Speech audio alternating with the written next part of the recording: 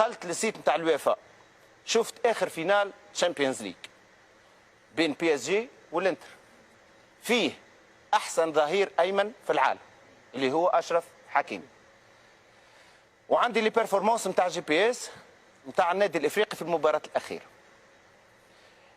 زعلوني اون تيرم دو ديستانس دو سبرينت، المسافات المقطوعه في السرعات، عمل 485 متر في المباراه هذه، فيهم 24 ايفينمون دو سبرينت.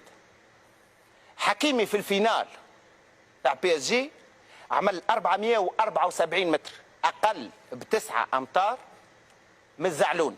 والله ما سمعتك.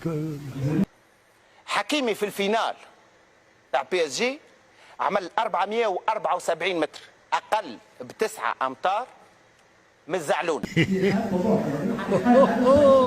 هي نضحكوا كامل هي. هنا ونحكيو بيرفورمانس فيزيك باش العباد ما تدخلش، معناتها باش نعرفوا اون سي فير لا بار دي شوز. لكن عمل اكثر من ديزيفينمون دو سبرينت حكيمي من زعلوني. زعلوني عامل 24 ايفينمون دو سبرينت، حكيمي يضحكوا العباد، خليه يضحكوا.